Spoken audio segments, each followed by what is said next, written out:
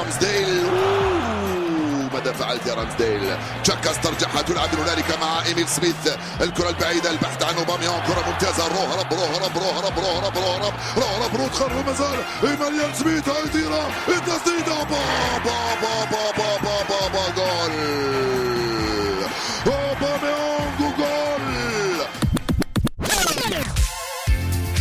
رامزديل.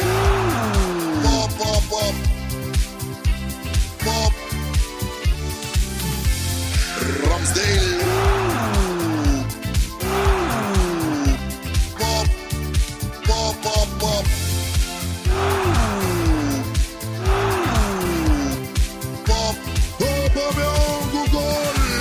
This is Arsecast Extra. Hello and welcome to a brand new Arseblog. No, the wrong one, isn't it? Hello and welcome to another Arsecast Extra. As always, with James from Gunnerblog. James, you were nearly on the wrong podcast there. Phew.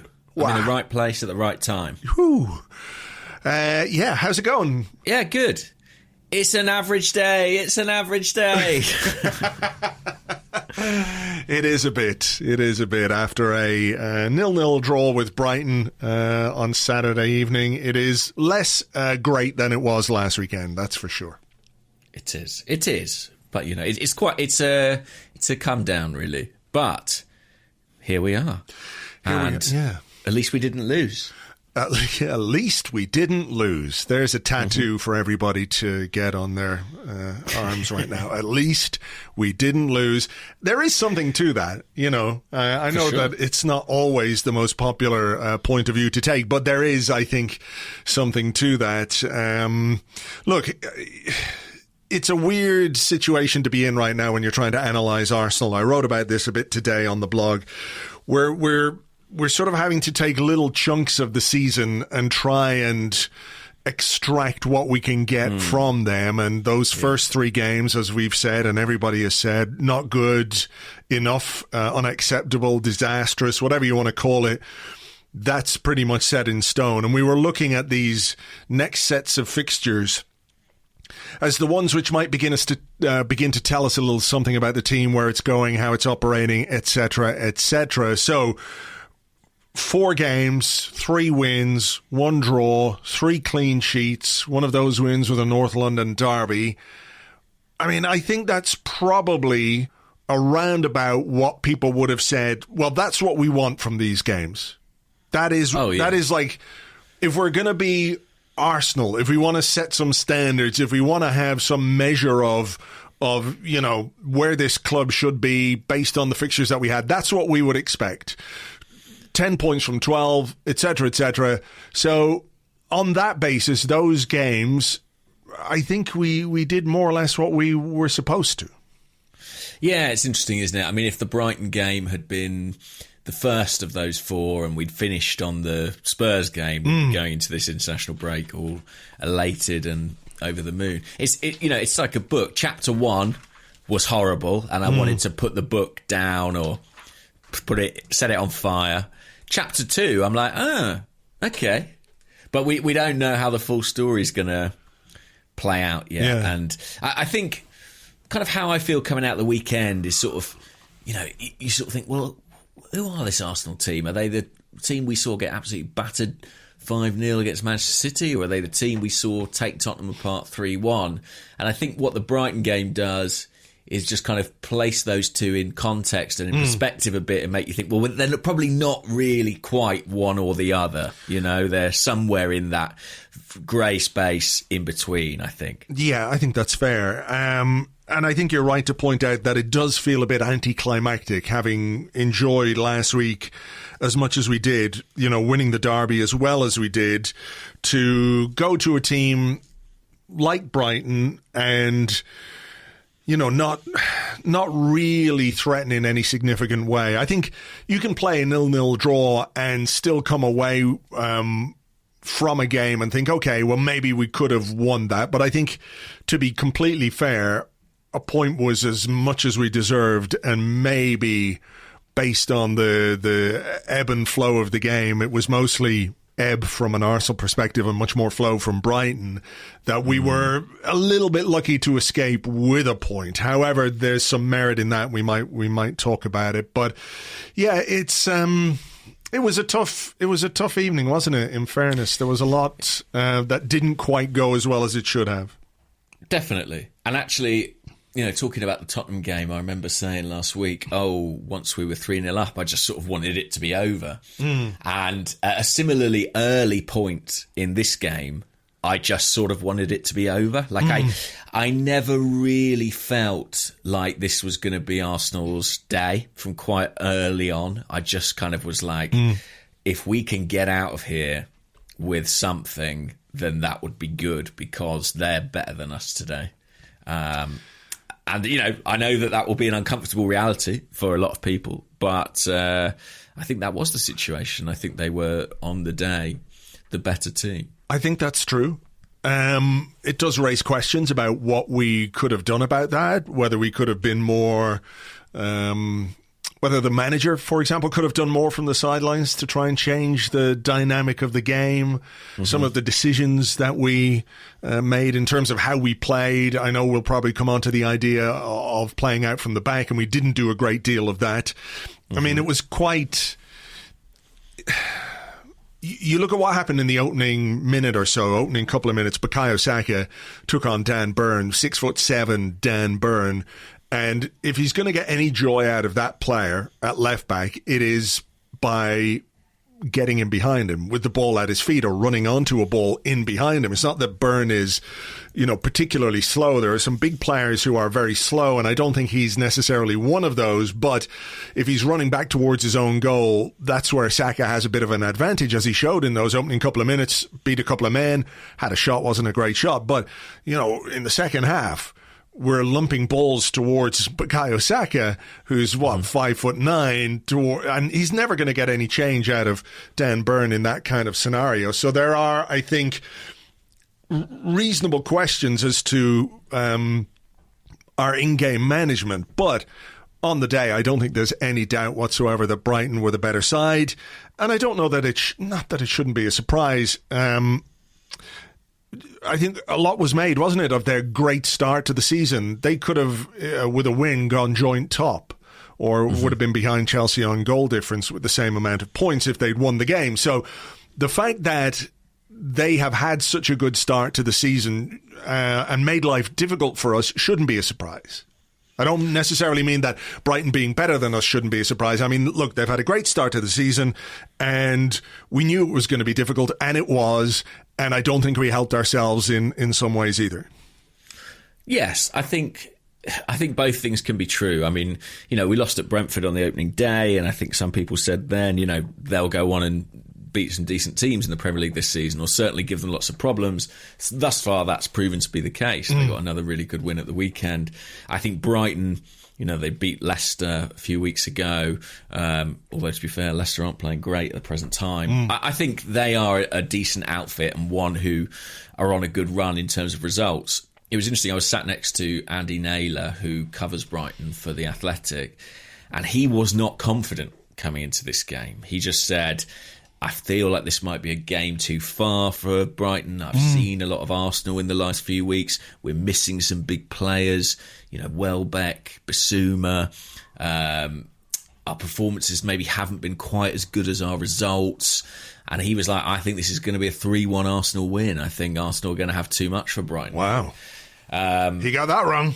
He got that wrong in a big way. And afterwards I was like, where does that rank in terms of Brighton's performances this season? He was like, that's comfortably the best they've played, And I think he was really surprised and pleasantly surprised by how well they played. But I think as well, you have to say that Arsenal didn't produce to the same extent that they have in these recent fixtures, And I know the wins against Norwich and Burnley were narrow margins in terms of the scoreline, but I think the performances were substantially better than this one. And I do think that so much of it, in my eyes, did come down to the press that Brighton put on us and our inability really to deal with that. Does that worry you in the wider context of what's going on, because we saw at Brentford their high press terrified us to the point where we did pretty much the same thing that we did at Brighton, which was kick long from our goal kicks. I think there were some similarities between the Brentford game and the Brighton game in a way, just in terms of the atmosphere and the conditions and things like that. But Brentford pressed high, and we decided, no, we're not going to play any of this playing around at the back stuff. Similarly, Brighton pressed high, and Ramsdale, I don't know if it was entirely his decision or if it was an executive decision from the sidelines or if there were instructions as to what to do if Brighton pressed on a consistent basis. But, we talked last week, didn't we, about the goal that we scored.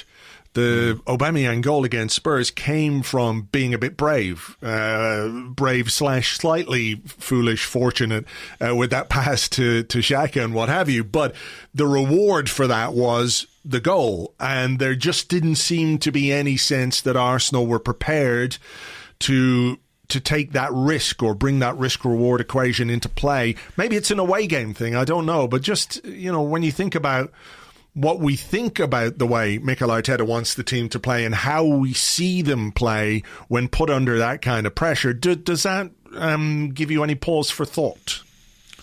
Definitely, it does. I do think Ramsdale has gone long quite frequently, actually, like probably more than people might imagine, or I guess not, actually, if they've seen the games. I mean, a big part of the game against Spurs was looking long as well, and how well Aubameyang did in those duels. And we talked about him winning, 6 of 8 headers, I think, on the day in the derby. I think he found the Brighton centre-halves more difficult. Duffy, Dunk and Dan Burn, the shortest of them is 6'3", and they're all pretty strong in the air. So I think that was an issue. I was sat behind the bench, and I did not get the impression at any point that Arsenal were going against instruction in terms of going long. Sure. In fact, you could see coaches kind of indicating, look here, look out to the wings. Look, they were always sort of seemed to be tallied up with what the players were doing. I think there was a big distinction between dead ball goal kicks and open play. Sure. And it's interesting, actually. It's quite hard to get a stat for how many goal kicks a team has in a game. But it felt like Arsenal had a lot. And every single goal kick... I mean, one of the things about Brighton having 20 shots, I know many of them didn't go near the goal, but every single goal kick was like a point for them to reset their press.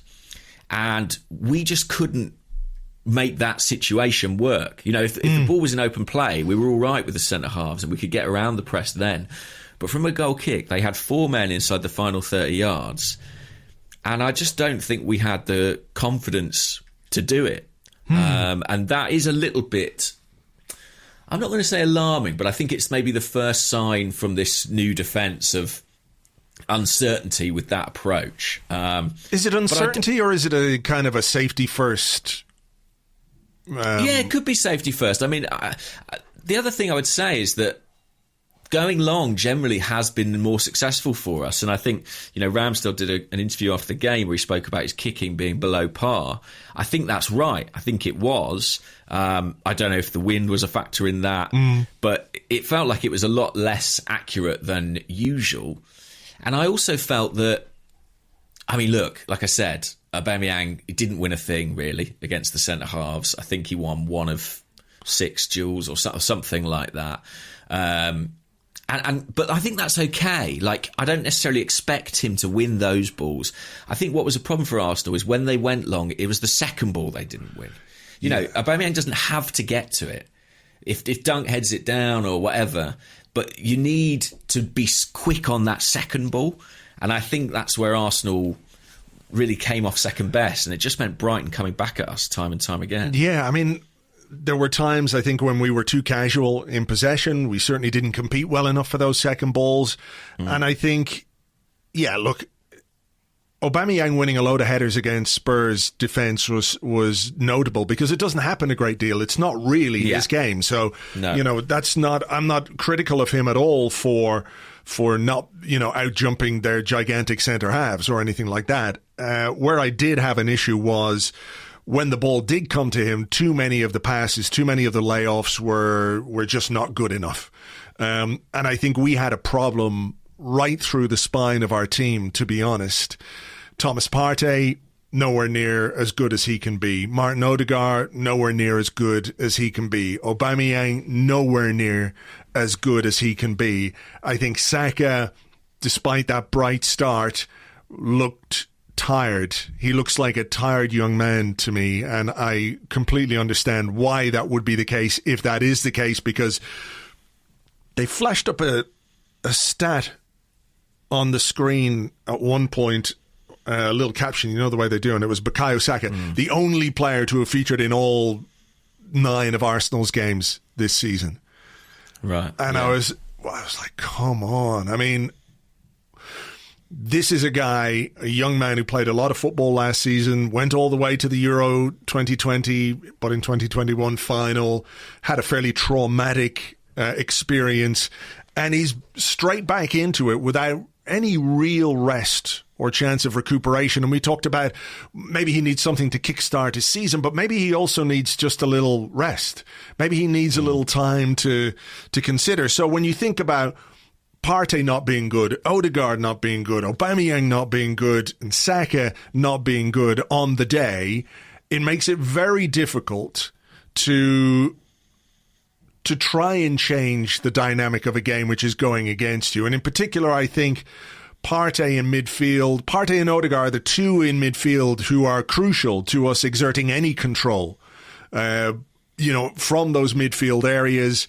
It just wasn't happening for either of them. So that was a significant factor, I think, in our inability to really get on top of the game, or to try, the way games fluctuate. One team will have a spell, and then there'll be like 5 minutes of nothing, and then another team will get on top for 15 minutes. We never really had that, and I don't think we were capable of it because the players that we needed to do that just didn't perform at the level we know they can. Yeah, I think that's right. And, in the absence of Granit Xhaka, you're really looking to Thomas Partey. We need him in that situation, whether you think we miss Xhaka or we need Xhaka or whatever it might be. If he's not there, you're really looking at Thomas Partey, and he needs to deliver. We all know he has the ability, and he had a really bad day. There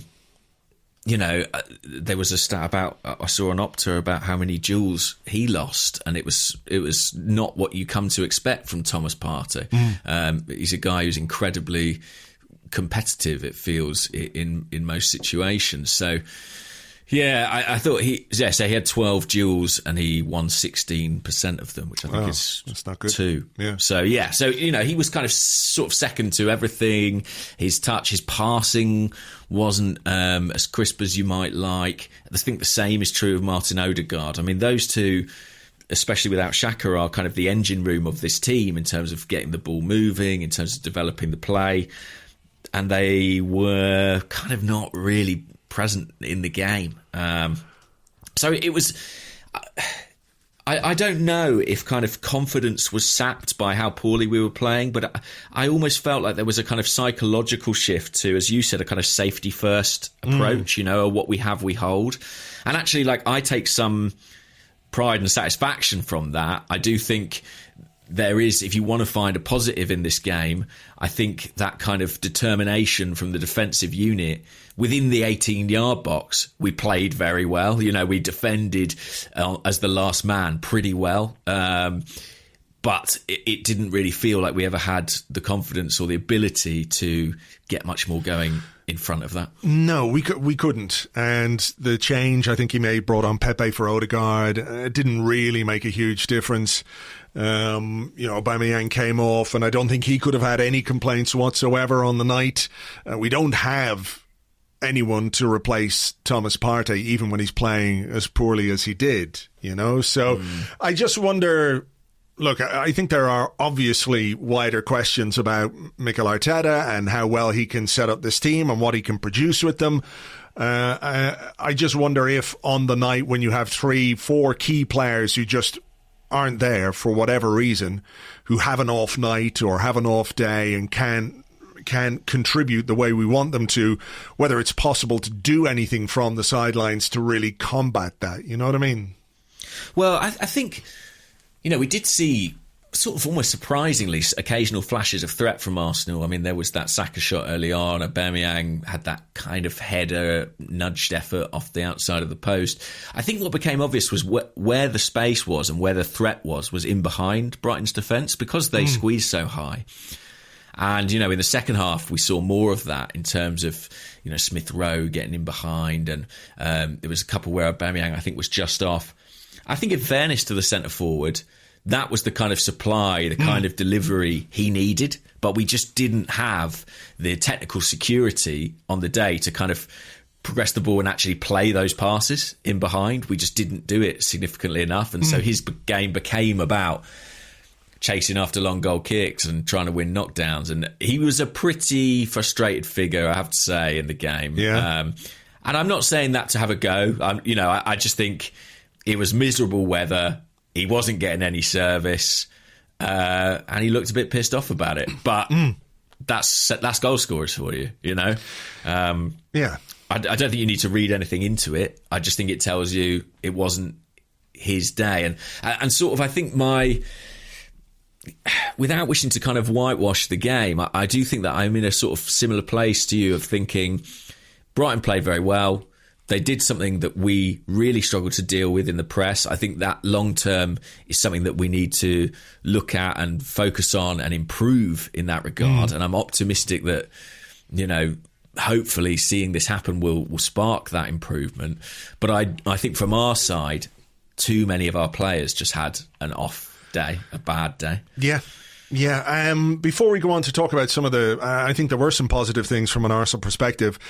The best moment, I think, of the second half came with the Emile Smith Rowe chance. And I saw a lot of debate about this. A lot of people saying, well, he should have just squared it for Bukayo Saka. And I've watched this a few times again. And my thought at the time was it was a really excellent piece of defending from Shane Duffy. Duffy basically cut out the pass. There was one moment where maybe he could have made it, but Duffy, I think, because of the way that he positioned himself, forced Smith Rowe into a position where he really only had one option. I mean, there was maybe a 5% chance of him making the pass to Saka at that point, but he had a 95% chance of going for goal and having a shot. And after scoring last weekend, I can understand why he did that. So, I mean, do you see that any differently? Do you see that as a creative opportunity missed? I think sometimes you've got to give credit to an opposition player for doing exactly what they should do in circumstances like that. I mean, if Gabriel or Ben White had done that, we'd be talking about, well, that was a good piece of defending. I think it was a good piece of defending. I mean, I've not seen it as many times as you. In real time, I did wonder if he could have played the pass. Saka had the clearer run, but I think Smith Rowe was Arsenal's best player on the day for me. And in a game where we really struggled to keep the ball, he managed it very well. He was very secure. 24 of 25 passes. He carried the ball. He ran in behind. In fact, something I sometimes feel is that when he produces those kind of sprints, which he really can do to get in behind, sometimes I feel like the power goes out of his legs slightly when it comes to the finish. And I wonder if that will come with a bit more time, with maturity. I don't know, but that's something that I've noticed on one or two occasions. I think there's a thing with Arsenal where, because we don't create enough chances, we place huge scrutiny on the ones that we do. Yeah. And we go, he shouldn't have actually shot at that moment. He should have shot at that moment. And he shouldn't have gone for that corner. He should have gone for that corner. Whereas I think, what we really need to do is create more opportunities to score. And then, kind of by variance or whatever, we'll get there. Yeah. I mean, I think that's a discussion we've had lots of times, and I'm sure we'll continue to have until such point as we do have more attempts and create more opportunities. maybe that's something we can talk about in a minute, because if we're talking about this 4-game streak in isolation, which I think we kind of need to do if we're trying to analyse this particular team rather than analyse everything or analyse Arsenal as a whole. If we're trying to analyse this new team, this little 4-game chunk is quite an interesting one to do that, because certainly we've had more shots than in the previous 3 games, but then we haven't played Man City, we haven't played Chelsea, and everything else. But I think you're right about Smith Rowe. He was our best player on the night, but I do also think that our central defensive partnership deserves some credit as well. I think one of the things that's struck me this season is Gabriel's increasing, or it seems to me, increasing comfortableness on the ball. Yeah. He's much more involved. I think he's more accurate. I know he has, certainly last season, he had a tendency to look for something akin to that David Luiz glory ball over the top, you know, that kind of long pass. It didn't really come off a great deal. He's cut that out quite a bit. And I think his possession stats are very good. He looks increasingly comfortable on the ball. He, I think in the last game and also in this game, was had more possession, made more passes than Ben White, and we've talked about Ben White and what he was supposed to, or is supposed to bring to the team. He's the passing guy, you know, all of that. So I'm cautiously optimistic about this partnership and where it might go.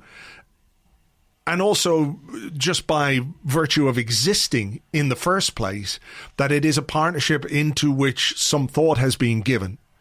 How do we build something? How do we develop something, not just in the short term, but hopefully something that can be, you know, not quite in the same realm as like a Mertesacker Koscielny or a Ferdinand Vidic thing, but I think some consistency at centre half is really, really important for any team that wants to produce consistently. And I'm hopeful, based on what we've seen in recent weeks, that Ben White and Gabriel can do that. I think they were both very good. I think White, in particular, in the air, was really good, considering that's a weakness, some people said. He went back to his former club and really played in a way which said, look, I don't want to come back here and walk away a loser.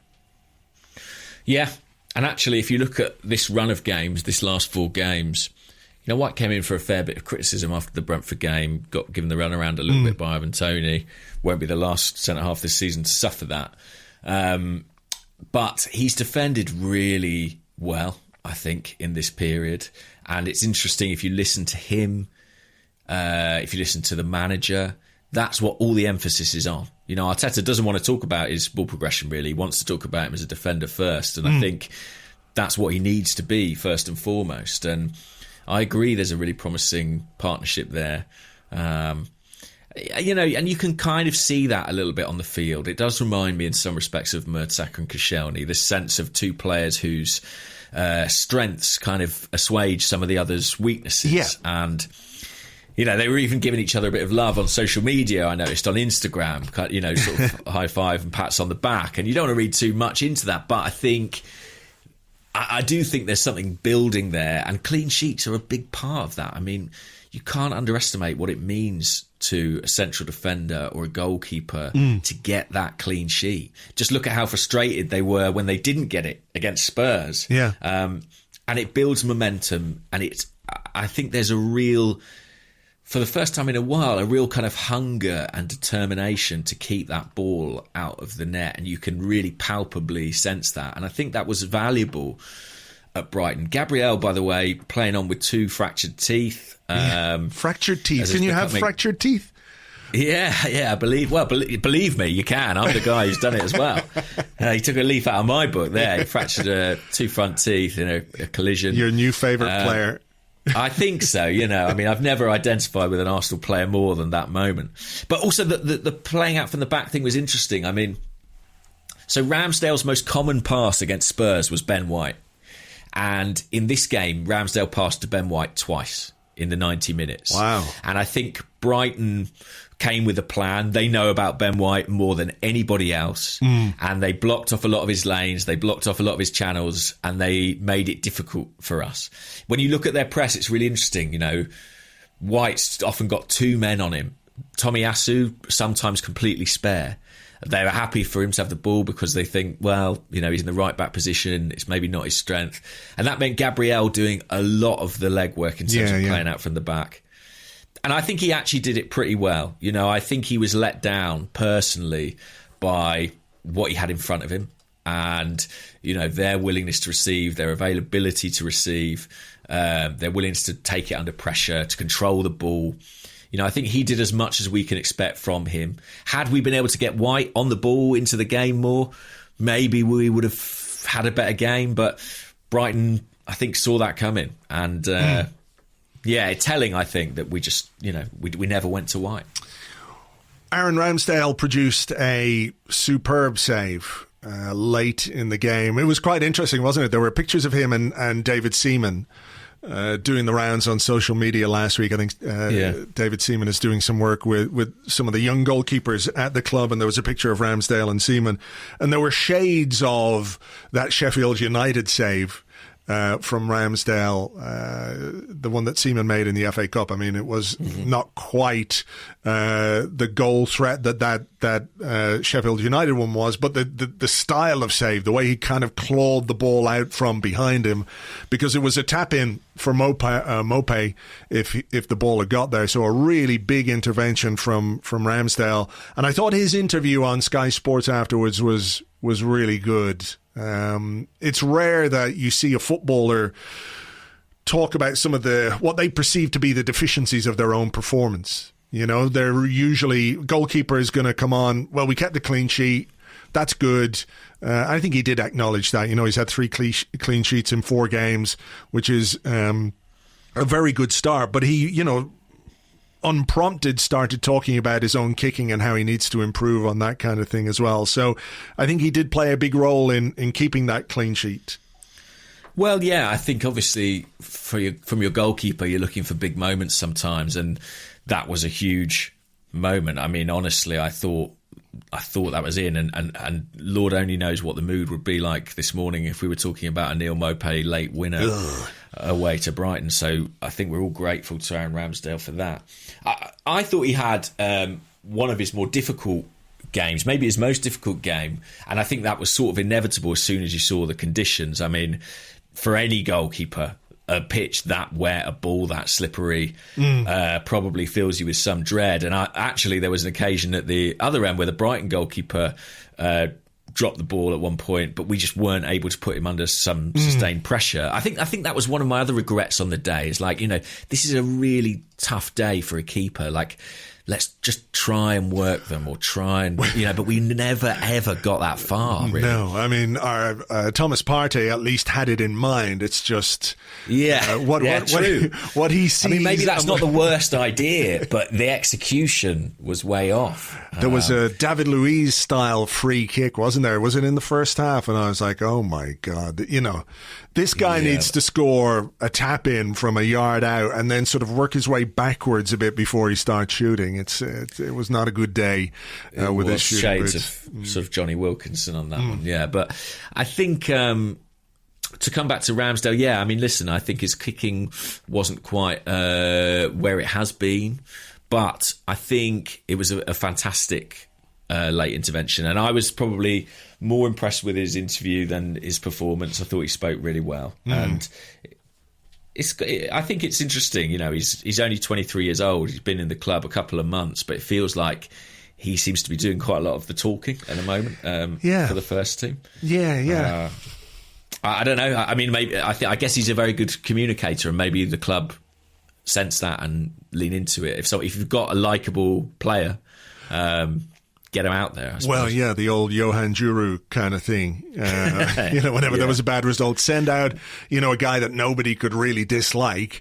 You know, the old will do better and what have you. But look, thankfully, he hasn't had to do a great deal of that so far in his Arsenal career. The results with him and the team have been good. And look, there's a different dynamic to it at the moment.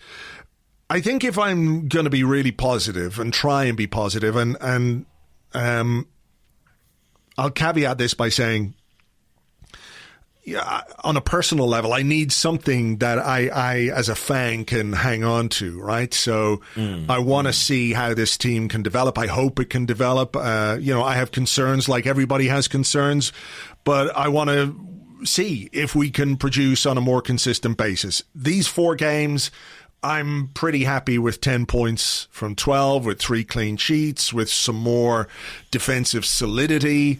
I have worries that we don't score enough goals and take enough shots, and I don't think I'm alone in that regard.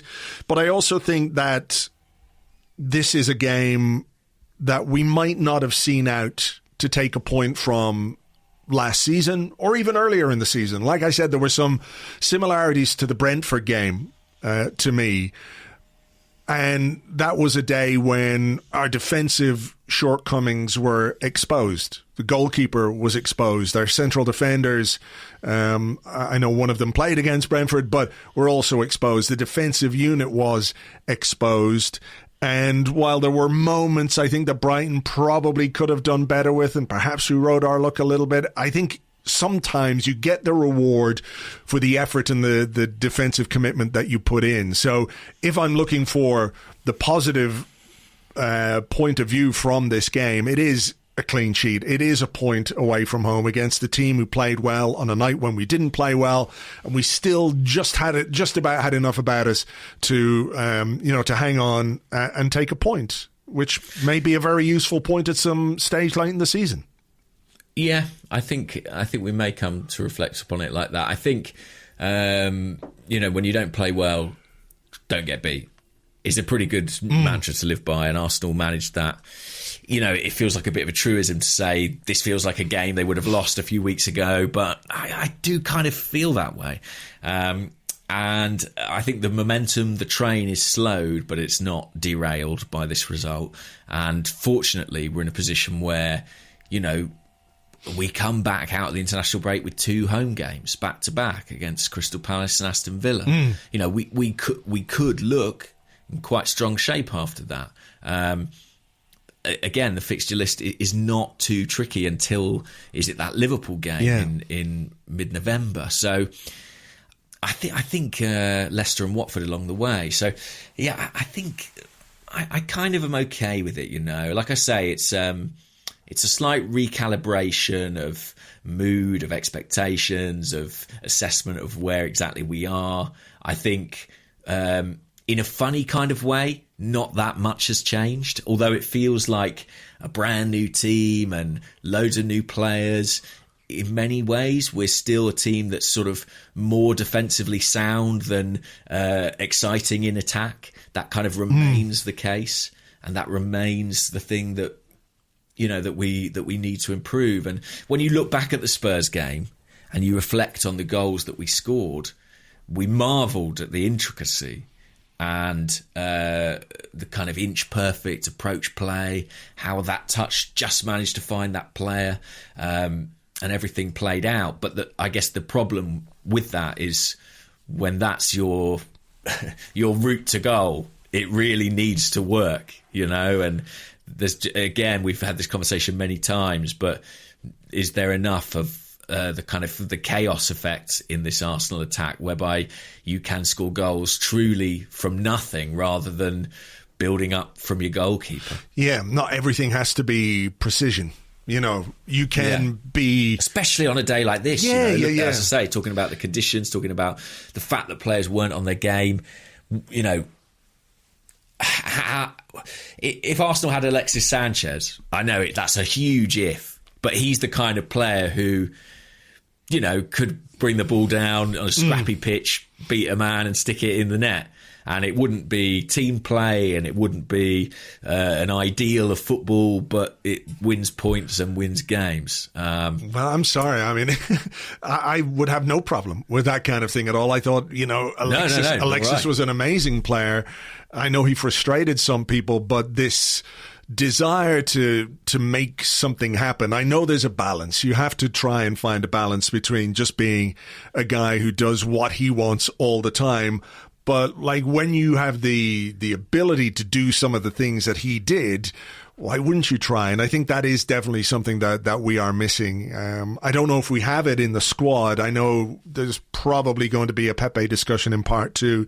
And maybe he's the most analogous to Sanchez. I'm not saying they're the same kind of player, but in terms of the chaos factor, that's certainly something he is capable of. But, you know, that's maybe next in the transfer market, who knows? I'm not quite sure, but I do think more variety in terms of how we attack is really important.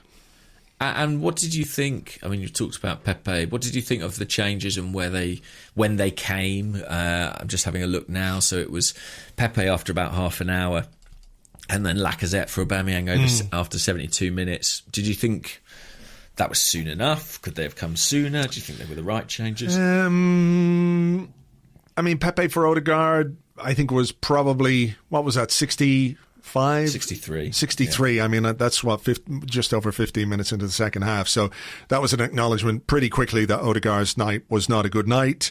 Smith Rowe went central. I'm not sure we got a great deal out of Pepe.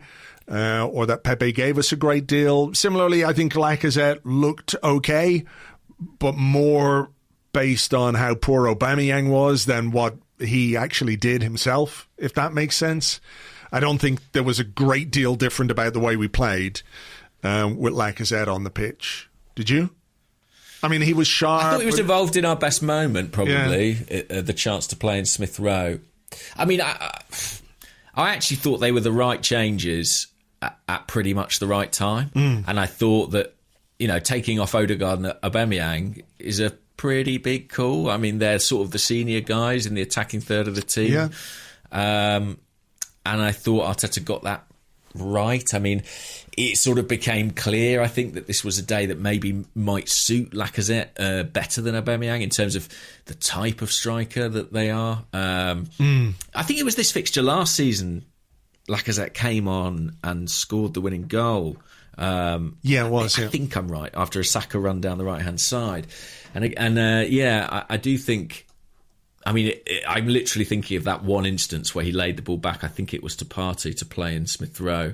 And I thought that we had missed that, you know, that Aubameyang hadn't been able to do that on the day. Well, that's what I mean. It's like he just executed a first-time pass better than Aubameyang had. I don't think I don't think he was game-changing or anything like that. I think Aubameyang was really poor. Lacazette did pretty much what you would expect a professional player to do. Yes, I think that's fair. I think that's fair. But yeah, I mean, I sort of, it's difficult to know. I mean, I guess what we're saying is that we kind of think Arsenal played badly and their players played badly, and therefore, you know, we got what we got. It's difficult to... I think we need to see more, basically, of this team, is how I feel. I feel like I need to see more of these 10, 11 guys over the kind of next 3 or 4 games to know if this was the spell breaking and this is who we are now and we can't play out from the back anymore, or if this was just a bad day at the office. Maybe a little from column A, a little from column B, you know, because there are similarities to a lot of what we've seen from Arsenal under Mikel Arteta. And I think where this idea of a clean slate comes from, in a way, is because of all the caveats that were applied, whether you agree with them or not, they were applied to those opening 3 games. He's got his players, the transfer window closed, he's got them in the team, and I think there was a sense that, okay, well now, let's see what you can do. And what they've done has been good when it comes to results. We need to see more. I agree with you. We need to see more. There are some promising signs. There are still some worrying aspects to the way that we play. But what we have to do, and we said this as well, is that we have to get points on the board while we're developing and building this new-ish team. You know, it's not completely 11 new players. There are some new players in it, but we have to get points on the board while we're going. And at least we've done that in these 4 games. Another 4 games before we play Liverpool, I think we'll be in a better place to talk about, what we're doing and how we're doing it.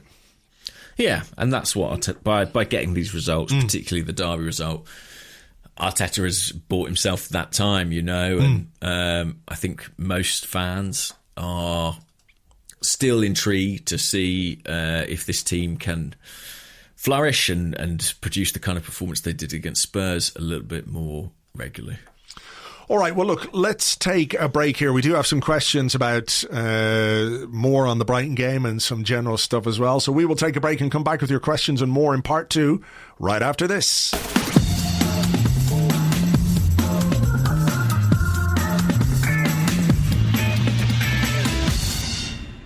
Welcome back to the Arsecast Extra. This is part 2 of the show where we answer questions that you send to us on Twitter at Gunnerblog and at Arseblog, and also on the Arseblog Discord chat server, which you get access to if you are an Arseblog member on Patreon. I did like this from the Discord from Dazzy Pepper. He said, "Why are we burning so much fossil fuel, sending pricks like Jeff Bezos and Richard Branson to space when they could easily just catch a ride on one of Thomas Partey's shots?"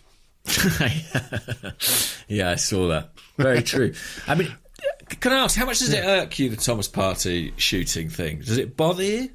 Does it annoy you? Not really. I just wish he would do it better. I mean, if he's doing it, it must be because he feels like he can do it. I don't know if all those years playing deep at Atletico Madrid have caused him some measure of frustration, but it's like, oh, here I am. There's the goal. I'll shoot. I don't know. Yeah. I assume that there is a level of ability there which we're not seeing.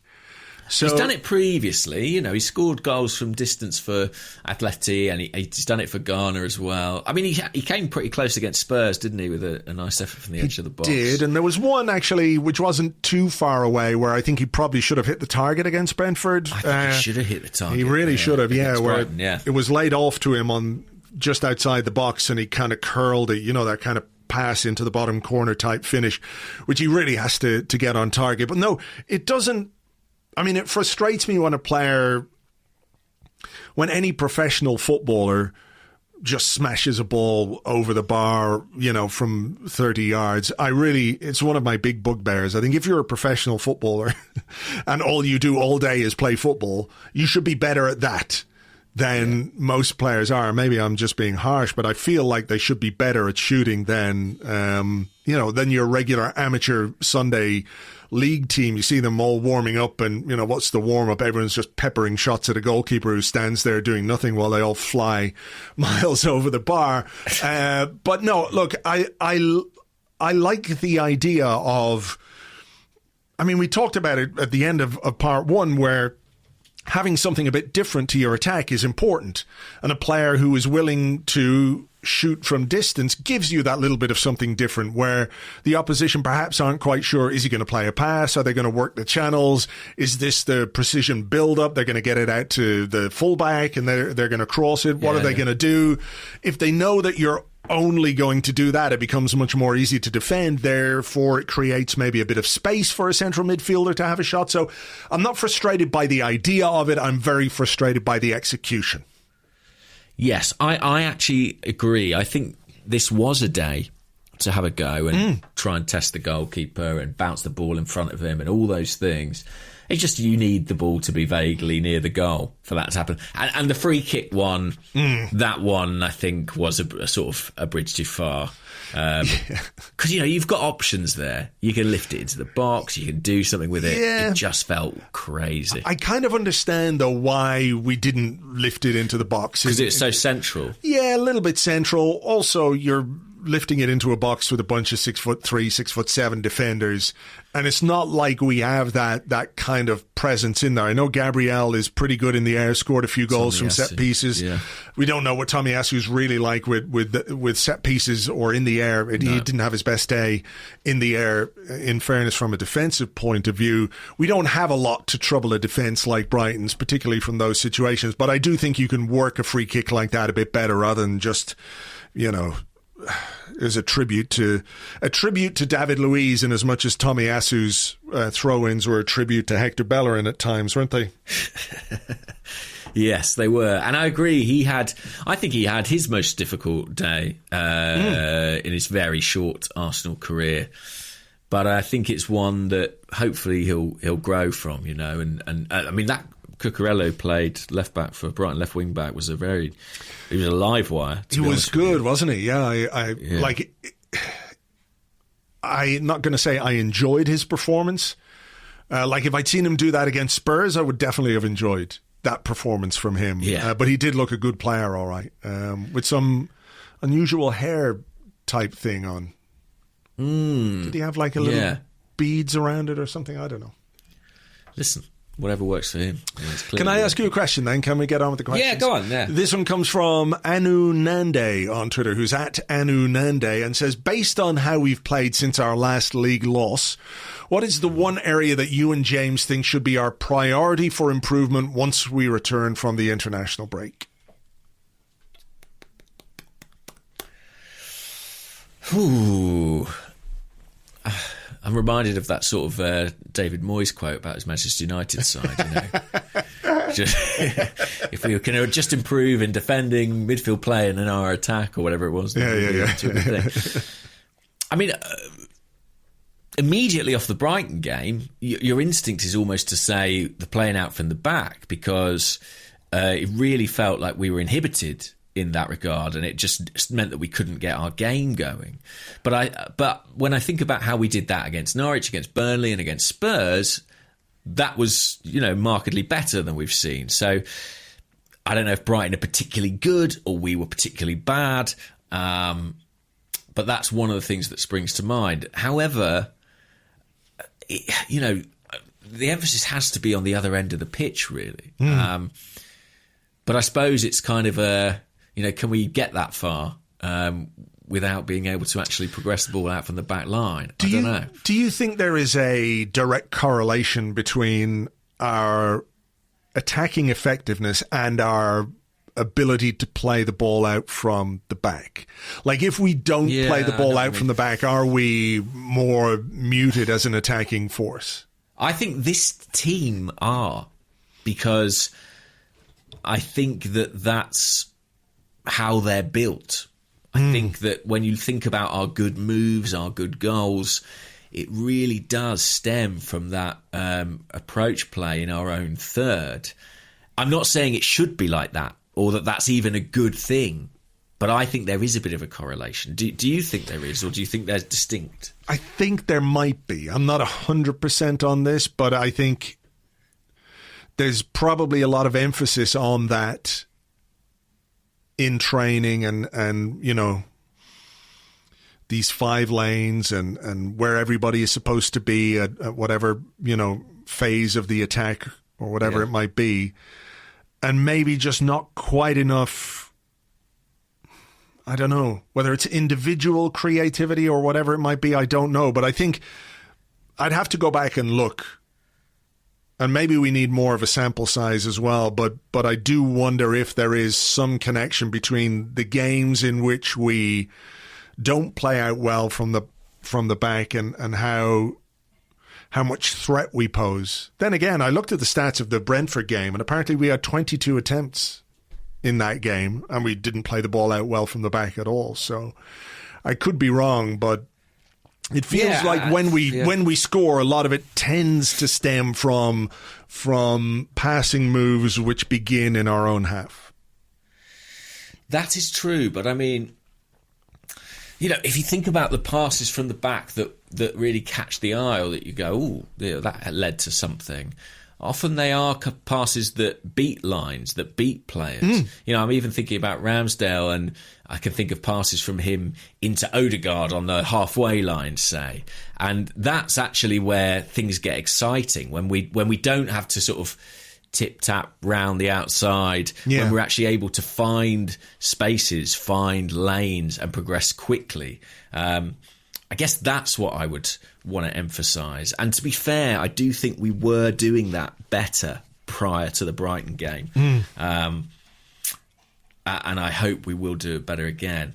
But it's difficult, you know. I'm not a coach as well. I don't know how to fix all the problems that we see in this team. And I just hope somebody more qualified than me does. Yeah. I mean, I think I would agree that the focus has to be on goal scoring. If you look at the Premier League table, we still have a negative goal difference. As a team, we don't score enough goals. If we don't address that problem quickly, then we're not going to make the kind of progress that is required. And that is the bottom line. And I don't think it's hugely realistic to continue keeping clean sheets at this sort of rate. I just think, you'll have days where it goes against you. You give away a penalty or, a foul on the keeper doesn't get given and that ball ends up in the net. Clean sheets, sorry. Carry on. Sorry. No, you go. I was just going to say clean sheets feel quite precious because we don't score enough. Exactly. Yeah, and then in this run, 1 goal against Norwich, 1 goal against Burnley, no goals against Brighton. We can look at those games and say, well, there were opportunities maybe to make more and score more, but we didn't. Mm-hmm. We didn't. And that's what we really, really need to start doing. We were very clinical against Tottenham, but again, we're not going to be that clinical all the time. We have to create more chances in order to, on average, lift those numbers up. Yeah. It's what I said in the previous part about how things feel very different, but in some ways they feel very similar. Mm-hmm. That remains the key problem. Yeah. I mean, that has to be the emphasis. Scoring more goals gives you margin for error. Like you say, you can't always keep a clean sheet. But conceding 1 goal doesn't really matter that much if you score 3 or 4. You get margin for error. And the reason why games often feel so tight is because we never give ourselves that much. We had it against Spurs, but we haven't had it too often. Norwich and Burnley, as you say, were 1-goal leads where I think on balance we deserve to win both of those games, but it only takes a corner or a set piece or, a mistake, a penalty, like you say, a piece of individual brilliance from an opposition player, and all of a sudden those 3 points are just 1 point, and that's very different. So we have to start scoring more goals, and that's got to be the key area that Arteta has to make improvement in, and very, very fast. Agreed. Well, we spoke about the overlapping Brighton wing-back, Cucurella. There's been a few questions today about our left wing-back, Kieran Tierney. Jamie Murphy on Twitter said, what do you make of Kieran Tierney at the moment? Personally, I feel he hasn't started the season well at all. Do you think this is a result of him playing too much in the last 12 months, due to us being heavily reliant on him? Yeah, I saw a few questions about Kieran Tierney. I think it's fair to say that he hasn't really hit top form this season. I think he's I don't know if he's fatigued. I don't know if it's to do with the way the team is playing. I just wonder if it's a dip in form. I don't have any doubts about his quality. I don't have any doubts about his commitment or any of that kind of stuff. But I do think he is a player who isn't quite at it. The same as Bukayo Saka, who I know has made some contributions this season, but when you look at him overall, he just looks a little tired. And I think the same is true of Tierney. I think he looks a little bit tired, and he has played a lot for Scotland. He played a lot for us. So yeah, it's hard to know, isn't it? I mean, he's very much when he's fit, he's a first name on the team sheet kind of player. But when that player isn't at the races or isn't quite producing what you want, what is the right way to do it? Is it to let him play his way back into form, to show faith in him and to give him confidence, or is it maybe to let him have a couple of games off? I don't quite know. It's interesting, isn't it? Because we sort of deliberately brought in a player who's like a very clear understudy to him. It's not like certain other areas of the team where the competition's quite close or there's not a huge difference. I mean, in terms of experience, there's a big gap between Tierney and Tavares. And I think right now, in terms of ability, there's a substantial gap. So, there's a risk in taking him out of the side. I agree he's not quite been as good as he was, certainly for the majority of last season. I think that's at both ends of the pitch. I think defensively, he's not quite been at the level. I think in some challenges he's coming off second best, whereas previously he wouldn't have done. And going forward, he's not been quite the outlet. I mean, there's an extent to which some of that's positive. There were times last season when our only tactic was to give the ball to Kieran Tierney and let him thump in crosses from the byline. And with not doing that with the same frequency, which I think is a good evolution. But when he is arriving in those positions, maybe he's not finding that final pass as well as he was. I think it's probably just form. Maybe fatigue is part of it, but it feels like it's form.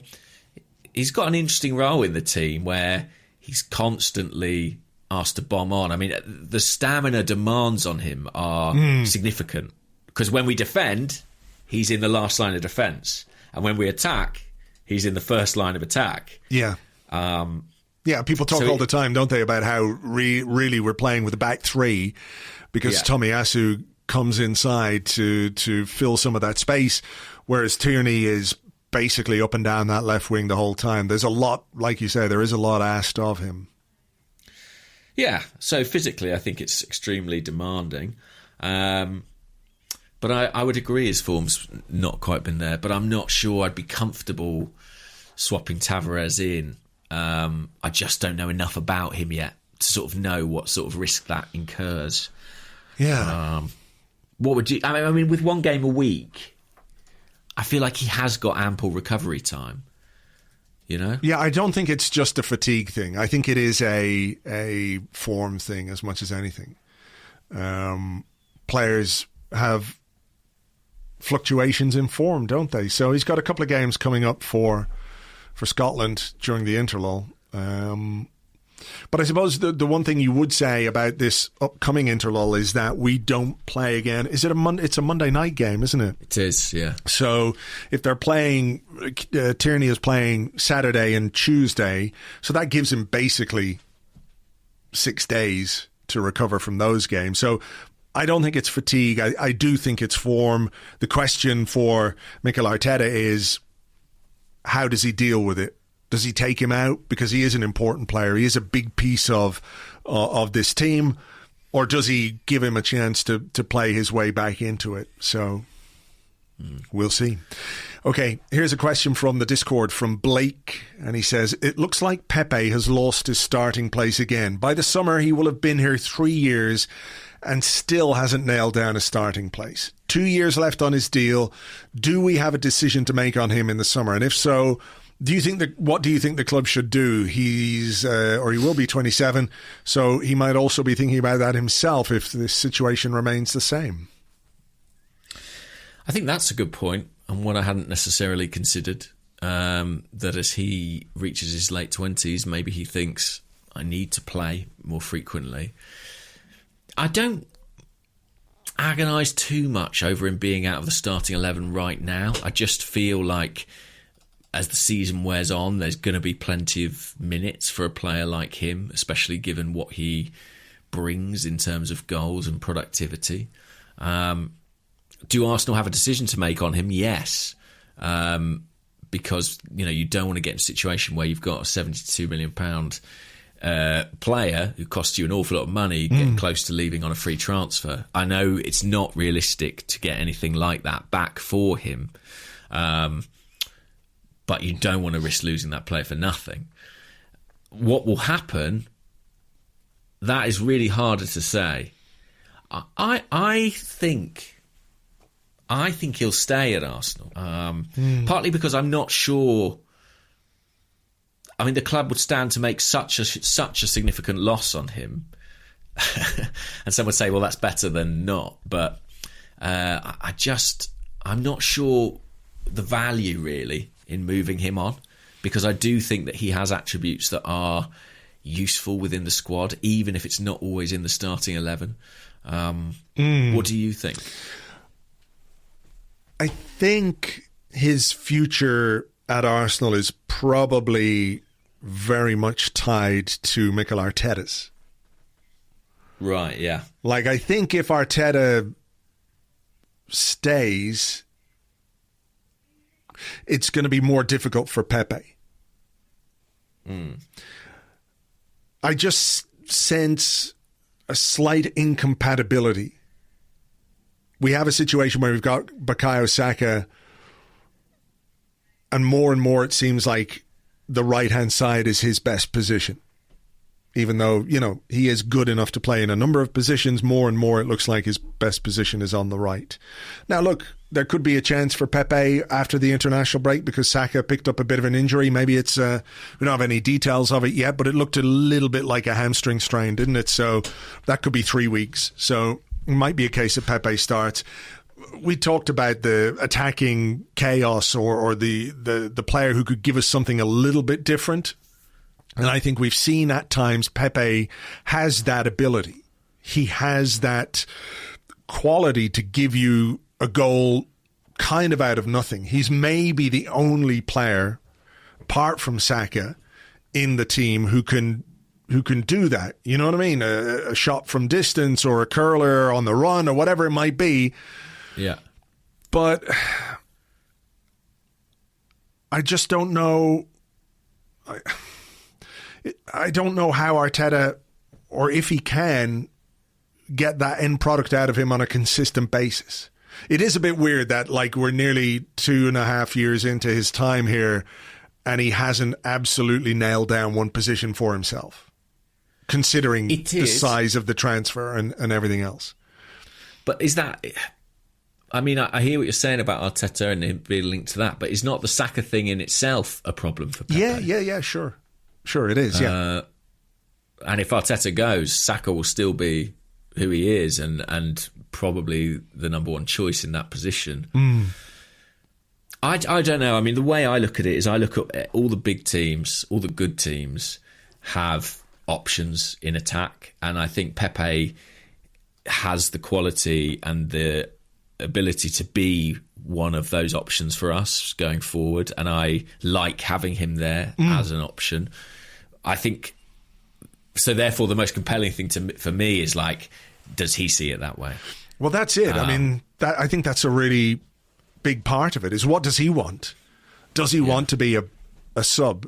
Does he want to be this guy who could give us something a little bit different when plan A doesn't go to as well as we would like, a sort of plan B guy from the bench? And I'm not saying that's all he is or all he could be. I think there's real talent there and there's some excitement to him as a player, which we don't have in some of our other players. And I don't dislike him. I just don't know that Arteta is fully convinced by him in any position. And that might be an Arteta problem more than a Pepe problem, you know? It might be, yeah. I think there's probably a bit of blame on both sides, personally. Like, I don't even think it's blame. I just think it's a scenario which happens at a lot of football clubs. That there's a slight incompatibility between a player and a manager and a player, or a manager and a player. It's not a big, huge drama or anything like that. But I think it's there. True. But I think that... how can I put it? Maybe the stats prove me wrong on this, and I don't have them in front of me to say. But my feeling is that when Pepe has been afforded regular football, he hasn't delivered with consistency. So I can understand a manager's reservations as well. Is that true, though? I mean... Last season, remember, not that he sat out the first half of the season, but we had that terrible thing going on where we were trying to make Willian work, and most of it came at the expense of Pepe. Yeah. And when Pepe played more regularly in the second half of the season, he produced.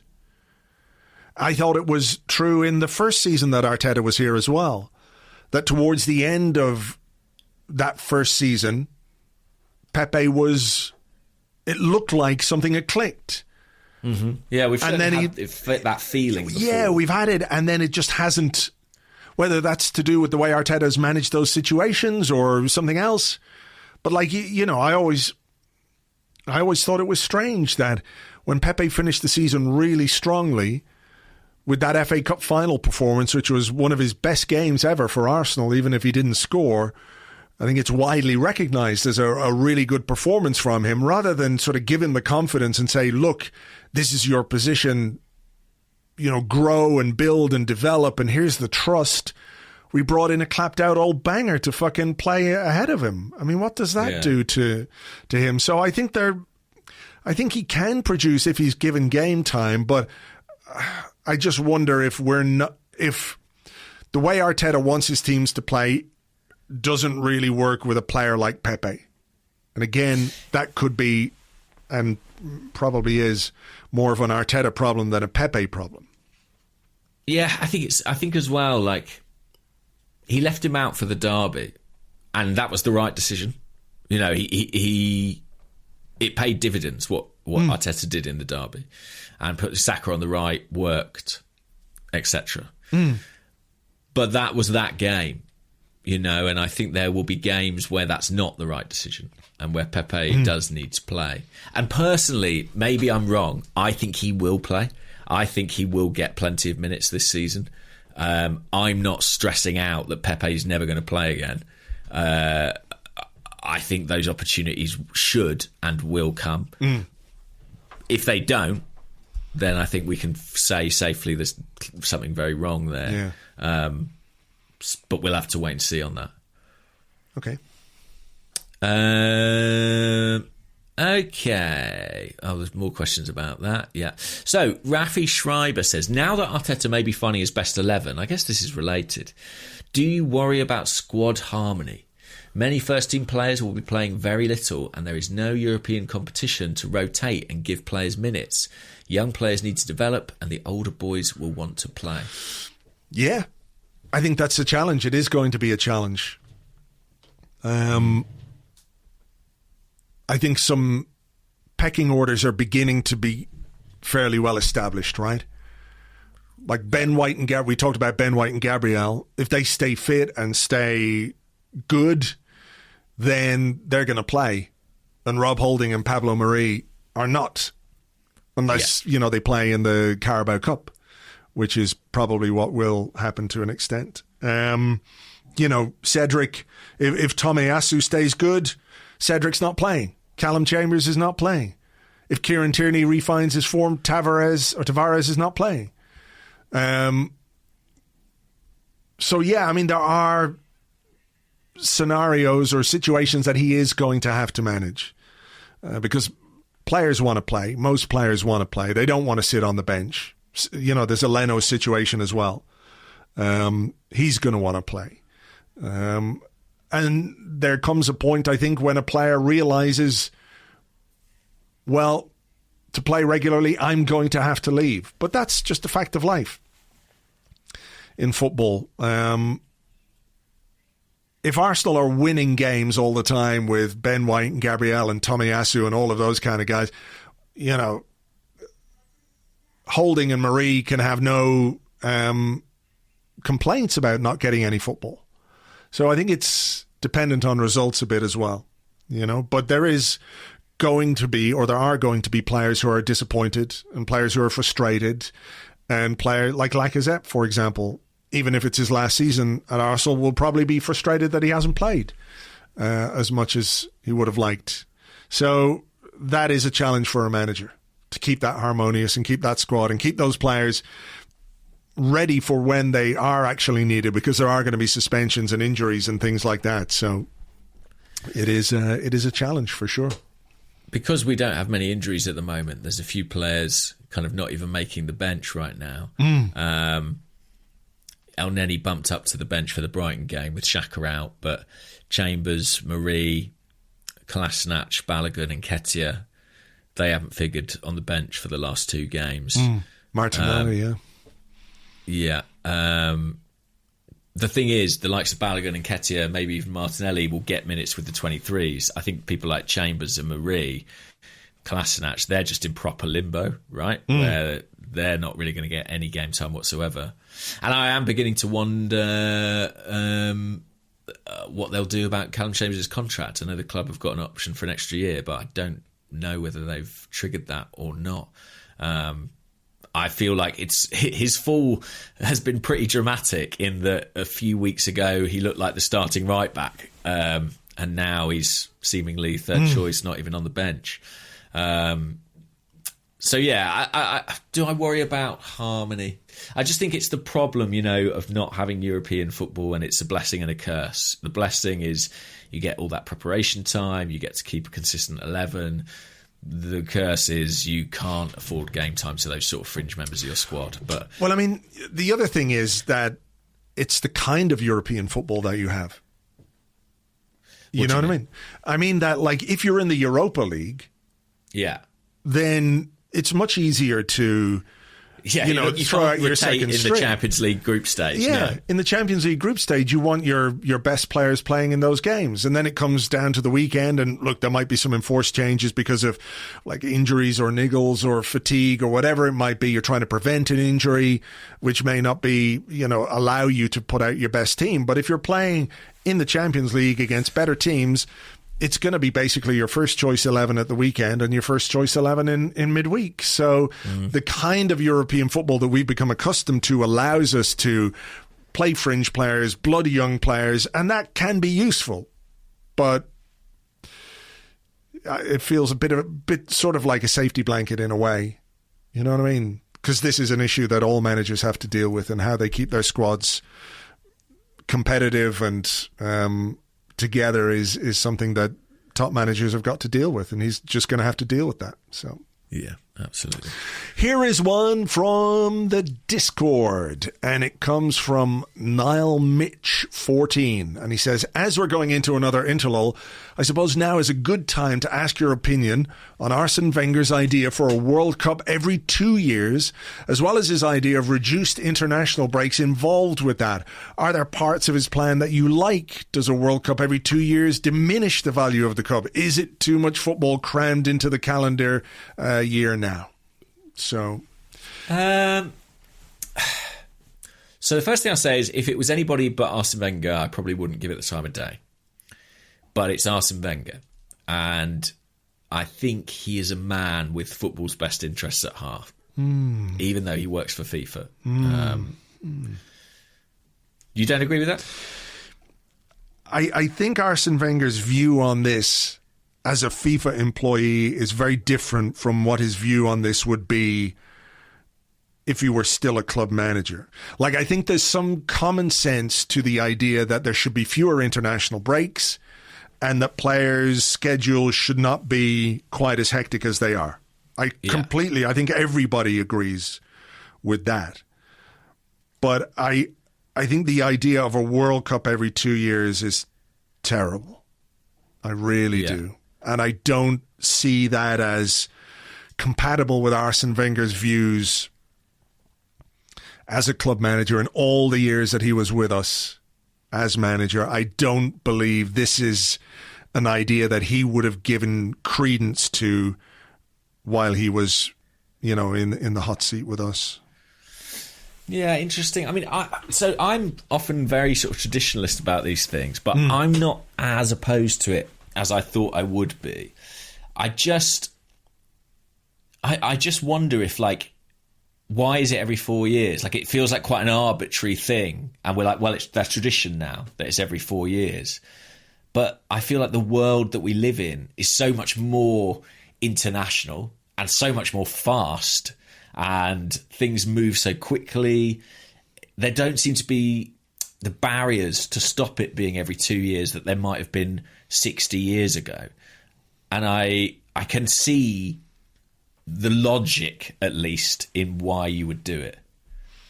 Well, I can see why FIFA would want it, because it generates so much revenue for them. I don't think this is an idea that is based on what is best for football, what's the best thing for football supporters, what is the best thing for footballers. I just cannot believe that, no matter how they dress it up, I don't believe that FIFA, with their track record, that we can take at face value this idea that this is for the good of the game. It's for the good of FIFA and for the good of their bank balance and for the good of the people at that organization who have absolutely corrupted football to an enormous degree. And I think there is some logic if you say, look, get rid of all the other crappy we don't need a Confederations Cup, for example. Sure. Right? But at the same time, why shouldn't there be a Copa America? Why shouldn't there be an African Cup of Nations? Tournaments that might get waylaid or diminish because of those. The European Championship. So what are you going to have? A Euros one year and a World Cup the next year? Presumably. I mean, that's the problem, really, is obviously that FIFA and UEFA are separate entities. Yeah, exactly. The intersection of those two things. Yeah. Isn't it a bit like... Sorry, I was going to ask you. I mean, isn't FIFA saying a World Cup is... the best thing for football? Trust us, this is what is the best thing for the game that you love.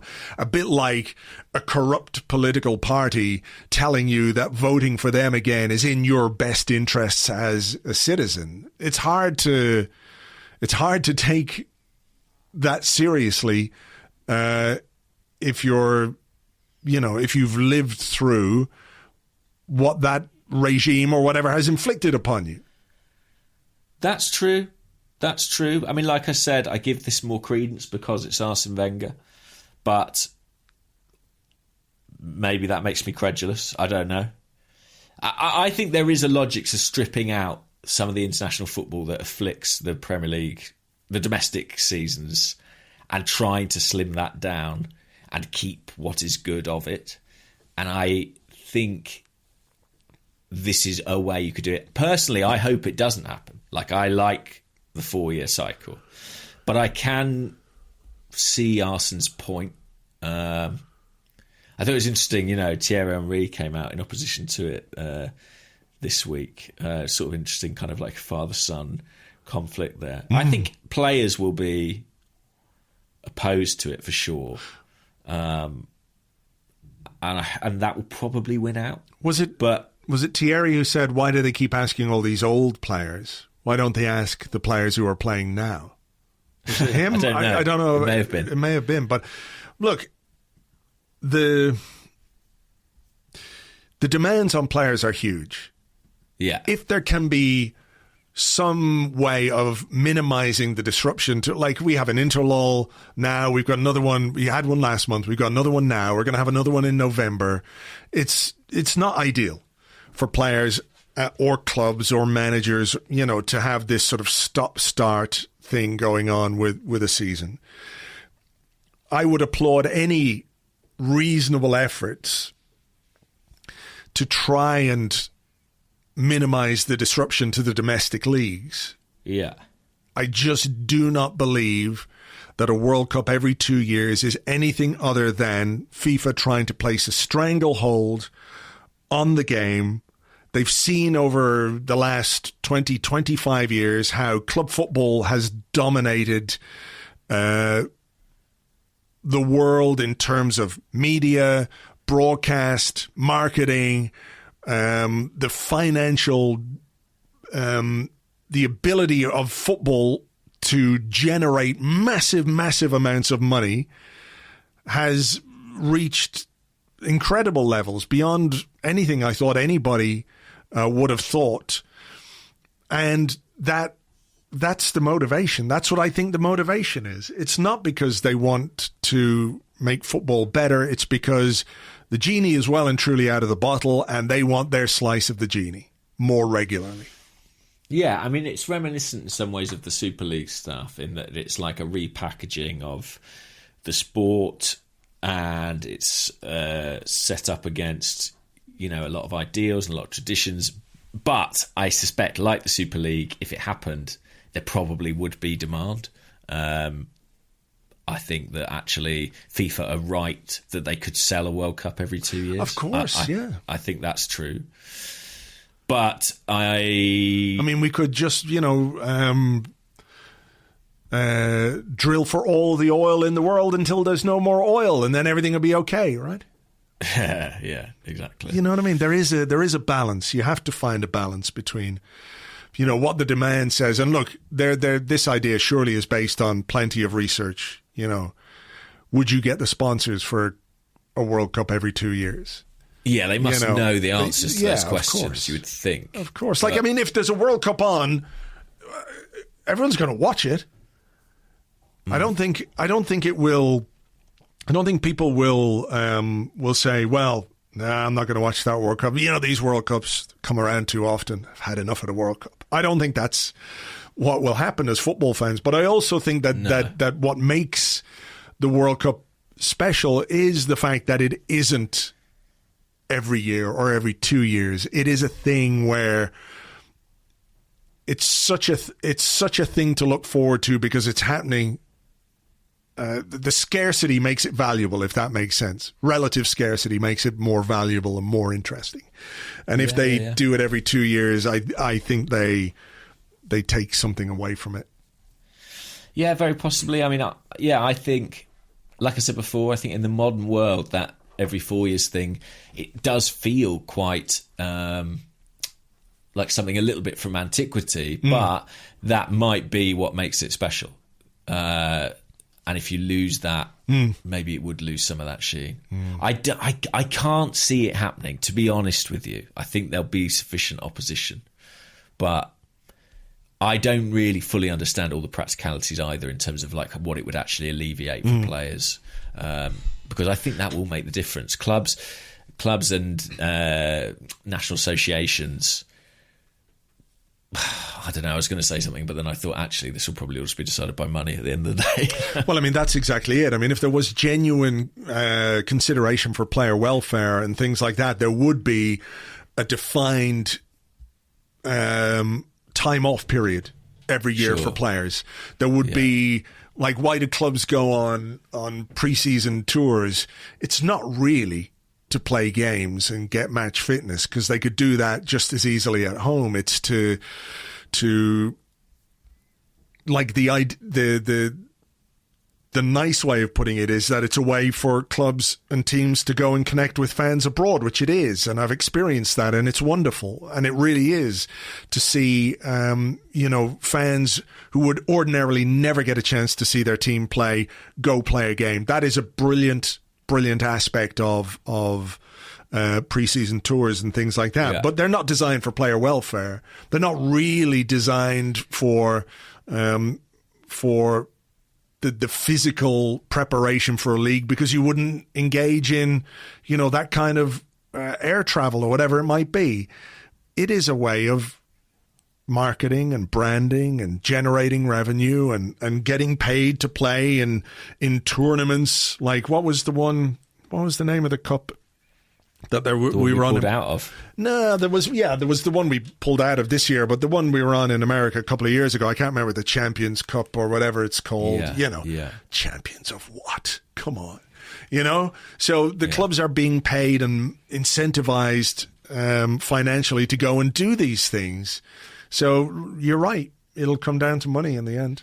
And this conversation will come up again. I don't know if you saw, I think it might have been David Ornstein in The Athletic had a story about the Premier League engaging in conversations about playing meaningful games abroad in the future. I think it would start with something like these kinds of pre-season tournaments, but... Well, a meaningful game can only be a game in which Premier League points are paid for. And how do you as a fan deal with the idea? Let's say it's Arsenal versus fucking who knows? Arsenal versus Brighton, but the game is taking place in New York or something. How do you as an Arsenal season ticket holder reconcile that idea? You can't. It's impossible. It's very difficult. But I also am mindful of the idea, like you said, of fans elsewhere who don't get that opportunity. I don't want to because of my traditional values discount that entirely. But I don't think it is. But I don't necessarily think that if you're a fan of Arsenal in Australia or America or South America or wherever in the world, that you can think you're hard done by because Arsenal don't play in your country in the Premier League. I mean, that is not what... No, you knew that when you got into it. Exactly. You know, so, yeah, it's all ahead of us. And look... Something will happen. That will happen. It will, of course, because ultimately it will come down to Arsenal or whatever football club or however many football clubs get engaged or involved in this kind of things, dealing with the disappointment of 60,000 home fans versus the idea of generating X amount of new fans in a market that they can screw for as much as they can, you know? And again, I want to make it clear, I'm not in any way being disparaging towards fans who aren't from London or anything like that. Of course, I mean, I'm not. So, you know, it's not that. It's just about the decisions that are made about football more and more have nothing to do with football and everything to do with money and bank balances. But then we knew that, so. Yes, we did. I mean, if the Super League experience didn't show us that, then nothing will. All right, look, we're going to leave it there for today. Thank you very much indeed for being here, as always. We're going to do something on Patreon in midweek, so join us for that on Wednesday, patreon.com/Arseblog, where you can also read the poorly drawn month review, which I'm very happy with. It was good fun. Yeah, that's great. Yeah. Check that out. Yeah. Very, very fun with poorly drawn Arsenal. So check that out right now. For now, though, we'll leave it there, and we will catch you on the next one. Bye-bye.